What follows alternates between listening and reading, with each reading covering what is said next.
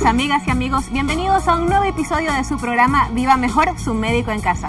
Soy la doctora Denise Rendón, especialista en ginecología y obstetricia. El día de hoy vamos a hablar sobre las complicaciones durante el embarazo. Entonces vamos a empezar con una complicación más o menos achaque que se presenta casi que en todas las embarazadas. De hecho, hay muchas mujeres que antes de darse cuenta que están embarazadas porque les falta la regla, se dan cuenta porque se presentan náuseas y vómitos matutinos. Entonces, Celeste, por favor, ayúdanos a saber por qué se producen estas náuseas y vómitos matutinos tan frecuentemente en las embarazadas. Bueno, realmente no se ha identificado la causa específica que nos diga por qué son los vómitos en el embarazo. Sin embargo, lo más importante que hay que identificar es cuándo se convierte en una emergencia. Claro. Cuando la paciente tiene que acudir a un centro médico de 24 horas porque ya comienzan otros síntomas. Eso es más importante. Cecilia, por favor, ¿qué recomendaciones le darías tú a una paciente que no está mayormente complicada y que tiene estas náuseas y vómitos matutinos? No sé si a ti te pasó cuando estabas embarazada. Bueno, para ser sincera, con mi primera hija fue un embarazo maravilloso, no sentí nada. Pero con el segundo sí. Terrible. Es engreído. Sí, bastante. Pero las recomendaciones que se le dan generalmente a estas pacientes es que traten de tener una ingesta con mayor frecuencia, es decir, mayor cantidad de comidas pero en pocas cantidades. Si lo pueden hacer unas 5 o 6 veces al día en menor cantidad es muy bueno. Claro, esto es importante aclararle a las pacientes porque hay algunas que piensan que tienen que dejar de comer ya que están con las náuseas y vómitos, pero no, en realidad se hace lo que tú dices. El mismo plato de comida usted lo divide en 3 y se lo va comiendo de poquito en poquito cada media hora hasta que usted coma lo que normalmente come. Exacto, tiene que y poco a poco debe ir tolerando un poco la alimentación. Esto es bastante complicado. Otra cosa, lo que son bebidas, lo que son líquidos, evitar los líquidos calientes, evitar bebidas como el café, como el té inicialmente, aquellas bebidas que son irritantes y que van a causar náuseas y por ende vómitos. El problema de estas pacientes es que si llegan a deshidratarse se va a transformar en una emergencia, como lo dijo Celeste. Entonces, Celeste, estas son las indicaciones que tenemos para usted. ¿Cuándo es que la paciente debe acudir a la emergencia? Sobre todo cuando ya no tolera ningún tipo de líquido, no le pasa ni el agua. Claro, esto tiene un nombre específicamente en medicina, ¿verdad? Sí, exactamente. Esto ya se llama hiperemesis gravídica y que hay diferentes estados, ¿no? Leve, moderada y severa, ¿no? De acuerdo al nivel de deshidratación que tiene la paciente. Ahora, esto también va de la mano con otro tipo de síntomas, ¿no? La paciente sufre de mareo, se puede desmayar, incluso puede presentar un latido cardíaco más acelerado, lo que conocemos como taquicardia nosotros. Taquicardia, ¿no? Sí, ella va a sentir como palpitaciones en el pecho y esto sucede justamente cuando ya hay una baja de la presión por la deshidratación que tiene la paciente. Celeste, ¿y más o menos hasta cuándo duran estos achaques? Por lo general son los 3 primeros meses. Celeste, por favor, dinos qué es el aborto y cómo se diferencia de la amenaza de aborto. El aborto en sí es la terminación de un embarazo antes de las 20 semanas. En cambio, la amenaza de aborto es como un aviso de que existe ya un embarazo de alto riesgo. Que a pesar de que hay dolor, hay sangrado, no existe una dilatación cervical, es decir, el cuello del útero no se ha abierto. Y por lo tanto el producto todavía está vivo, está dentro de la cavidad uterina y todavía podemos hacer algo para poder tratar de salvar a ese bebé. Claro, mantenerlo adentro. ¿Cuáles son los síntomas que tienen las pacientes con aborto amenazado? Dolor y sangrado. Exactamente, sí. Tenemos unas imágenes sobre el aborto y la amenaza de aborto en ecografía, lo que se observa, que ya nos las van a poner. Muy bien, entonces como ustedes pueden observar, se ve el útero, la bolita negra que estamos viendo en todo el centro, ese es el saco gestacional, es donde se va a desarrollar el bebé. Esto es una amenaza de aborto, se puede ver perfectamente el saco gestacional totalmente redondeado, aunque todavía dentro del mismo no vemos un embrioncito. Pero como ustedes ven en pantalla, dice una colección hemática, eso es un pequeño desprendimiento que hay del saco gestacional del útero. Aquí estamos hablando ya de una amenaza de aborto, de hecho este es un desprendimiento importante, casi del 50%. Cuando estamos hablando en cambio de un aborto en curso, ya no vamos a ver el saco gestacional. Esta es imagen de otra cosita, sí. Ya no vamos a ver el saco gestacional que tenemos ahí, sino que vamos a ver solamente una mancha blanca dentro del útero que luego va a ser eliminada. Esto ya es un aborto en curso. Exactamente, esta imagen que tenemos aquí, como ustedes ven, ya no se ve el saco gestacional, ya no se observa un desprendimiento, sino simplemente una masa brillante a la ecografía. Muy bien. Para continuar sobre las complicaciones que se presentan en el primer trimestre, tenemos a continuación la mole hidatiforme. Ceci, cuéntanos por qué se producen estas molas hidatiformes, ¿qué son? Bueno, estas molas hidatiformes son una fecundación anómala del óvulo. y esta se va a traducir en la formación de una masa dentro del útero que va a reemplazar en realidad el tejido fetal y la placenta. Esta se traduce en una lesión que asemeja mucho a racimos de uvas. Por eso cuando nosotros lo describimos en macroscopía, lo hablamos como fragmentos de tejidos irregulares, vesiculares y de forma en racimo de uvas. Entonces, en microscopía pues vamos a ver las características propias.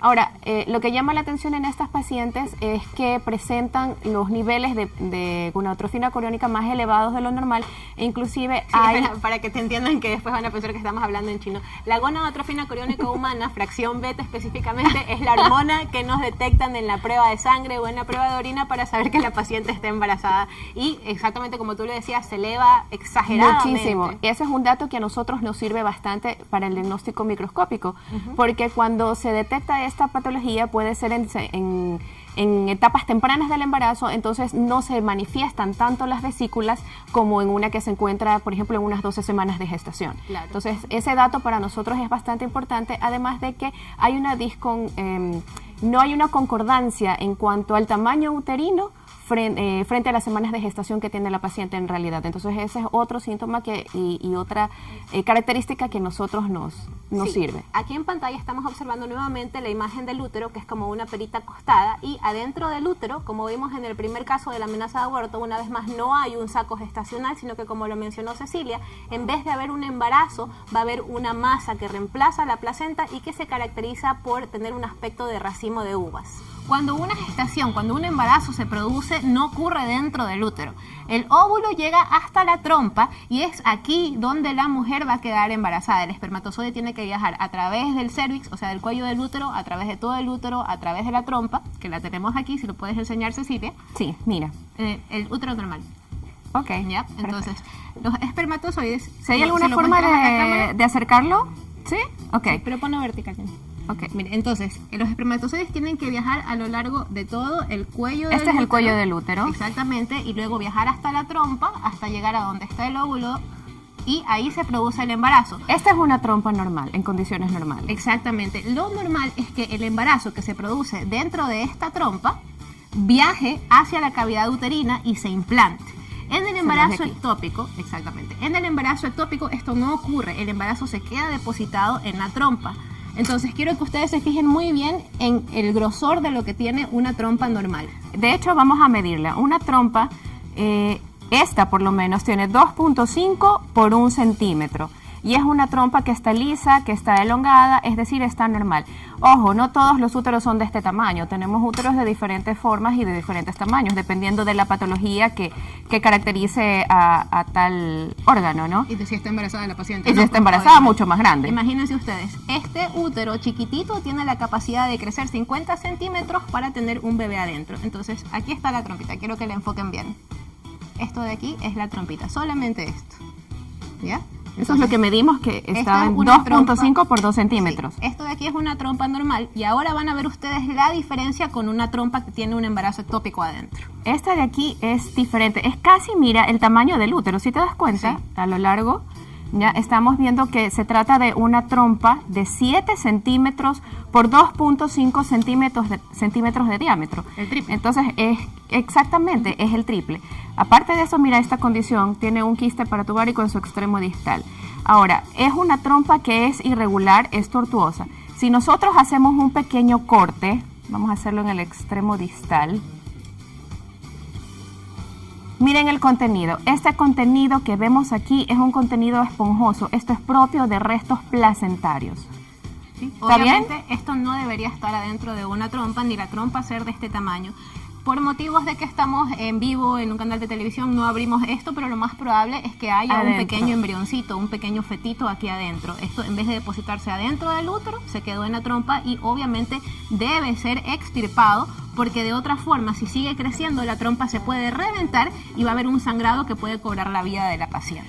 Un embarazo sano siempre tiene achaques y antojos, y este mito va dirigido para mi querida colega Celeste. ¿Esto es verdad o es mentira? Bueno, realmente no todo embarazo es igual. Cada paciente puede vivir un embarazo con características personalizadas.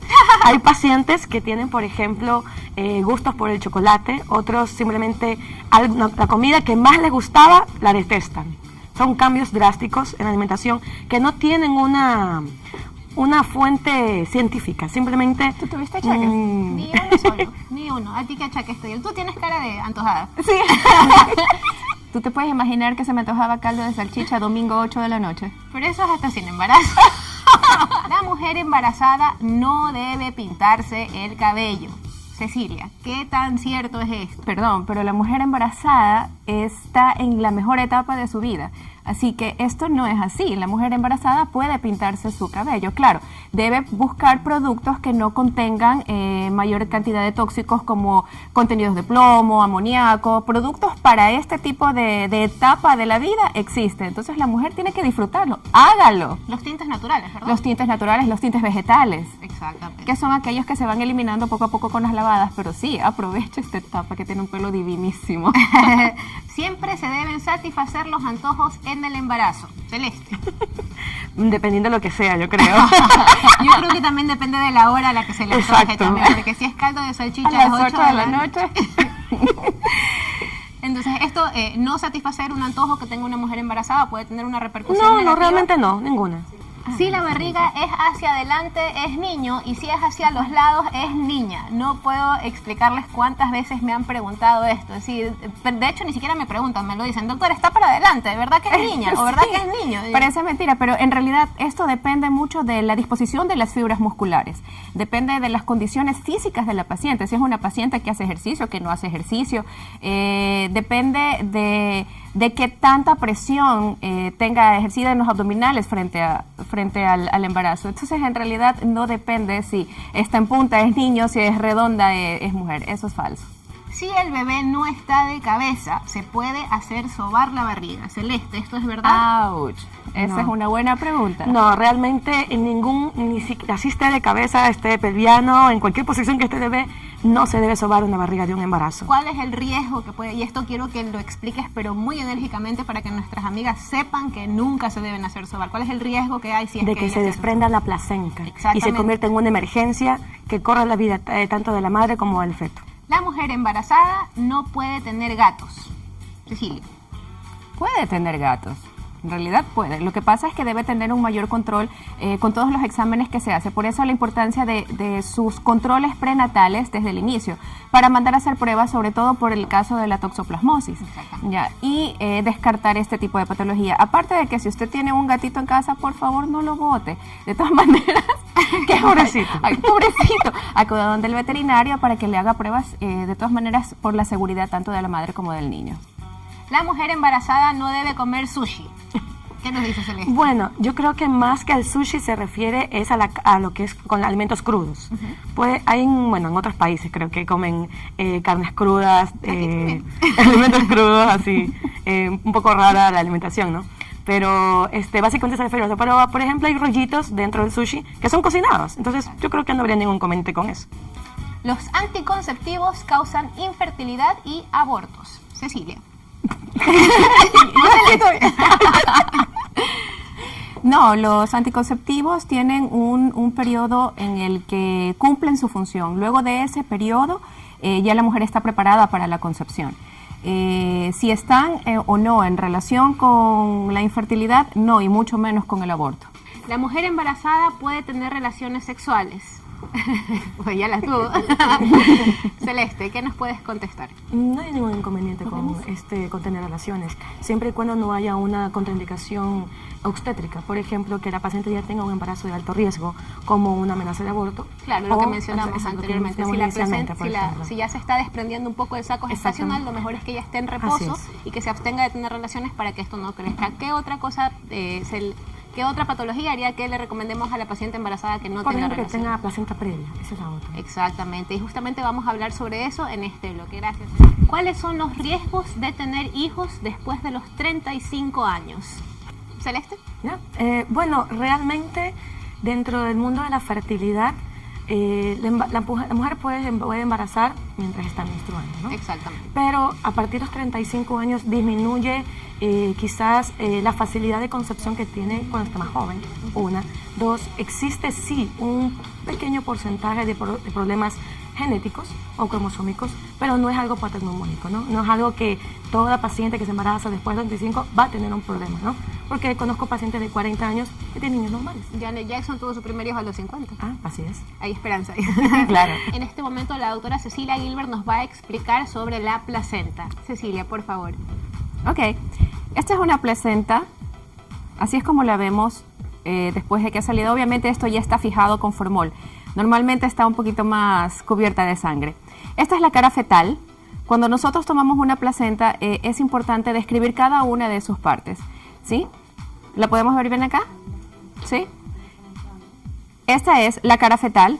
Tomamos siempre las medidas a lo largo y a lo ancho y tenemos que ver que sus membranas están íntegras, porque esto nos permite a nosotros saber si ha habido algún tipo de infección durante el embarazo.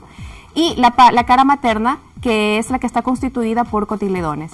El otro segmento muy importante, que es el cordón umbilical, este de aquí es alargado, tiene una medida aproximadamente de 50 centímetros y está constituido por 3 vasos. A través del cordón es que se da la alimentación del bebé y asimismo todo el recambio de los desechos tóxicos entre madre e hijo. Celeste, por favor, coméntanos cuál es el concepto de placenta previa.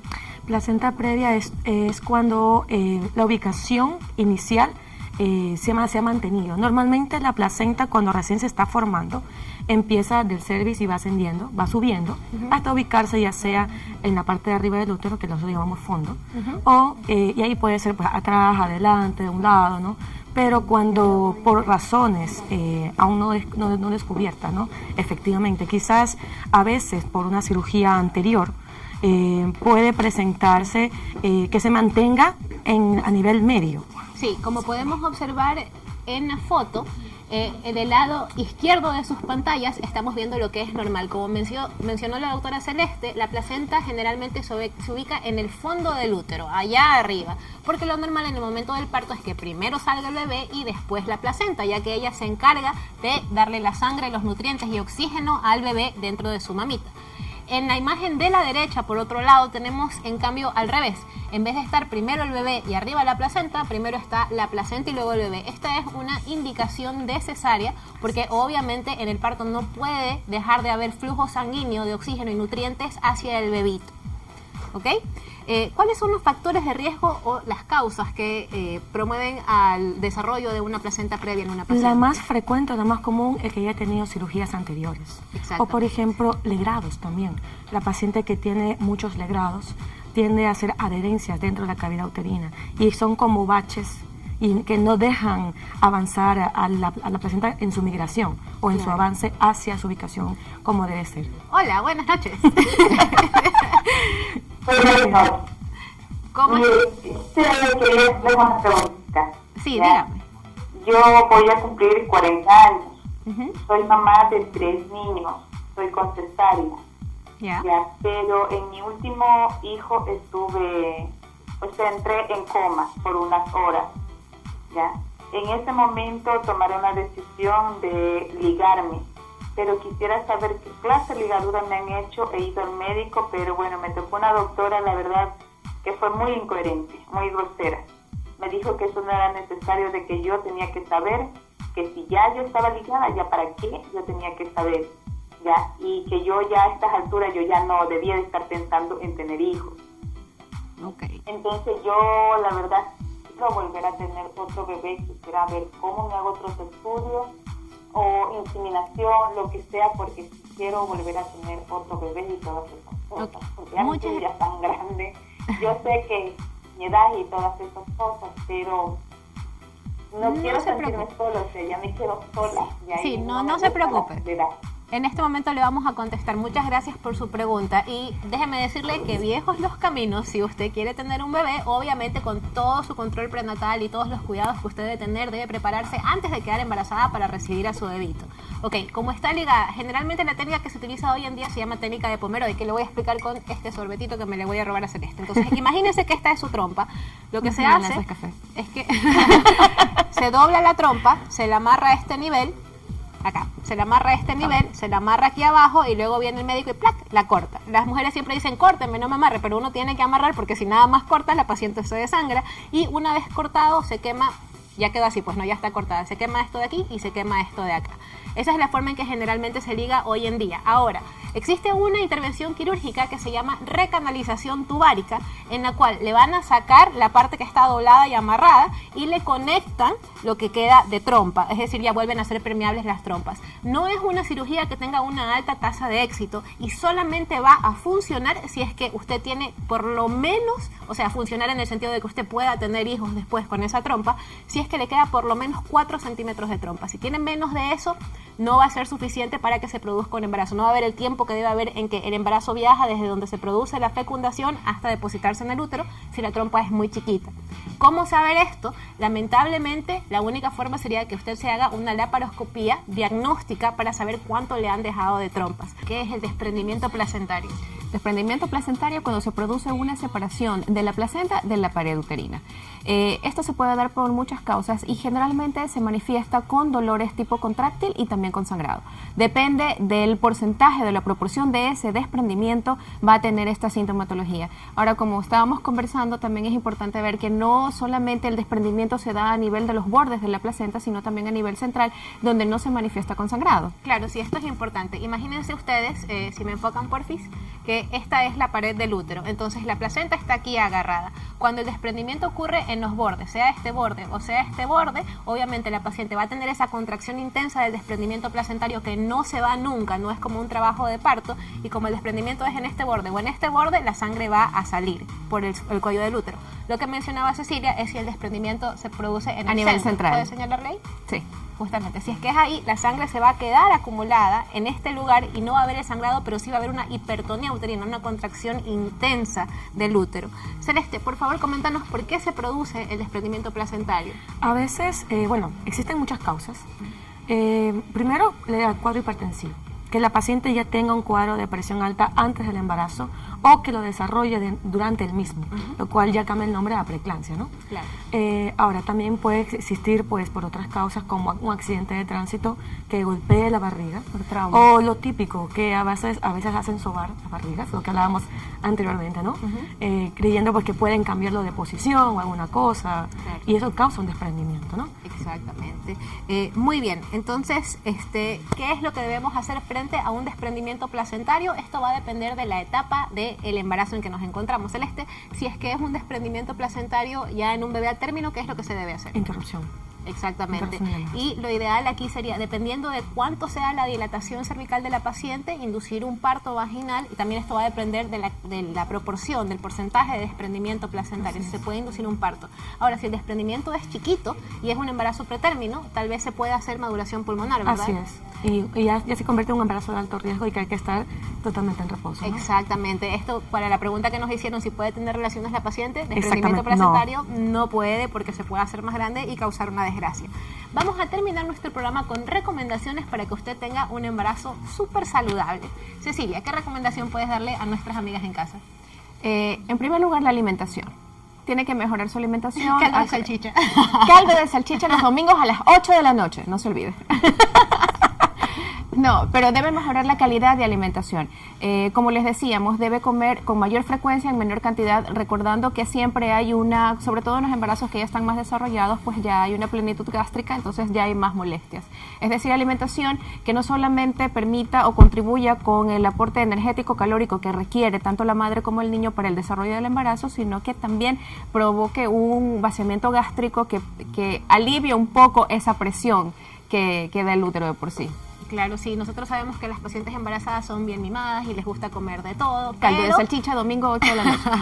Pero esto también va a depender de cuánto su cuerpo tolere. Tenemos una consulta, buenas noches. Buenas noches. Ok, vamos a continuar con... ¿Tenemos leído? Vamos a continuar con otra recomendación para nuestras amigas. Celeste, por favor. Primero, dormir. Dormir en el dormir, embarazo. que no sean como los médicos que no dormimos. No, y otra más, disminuir lo que es el consumo de la cafeína. Yo siempre recomiendo a todas las pacientes dejar lo que es el café. Todos los que son bebidas energizantes que tengan cafeína, los té como té verde, té negro, por lo mismo, y el chocolate, ¿no? Si fumaban, dejen de fumar. Claro, obviamente. Exactamente. Y pues acudir al ginecólogo. Claro, debe haber una comunicación abierta con su ginecólogo. Y acompáñenos mañana a las 7 de la noche en un próximo programa de Viva Mejor, su médico en casa. Muchas gracias. Gracias, chicas, por acompañarnos. Gracias a ti por la invitación.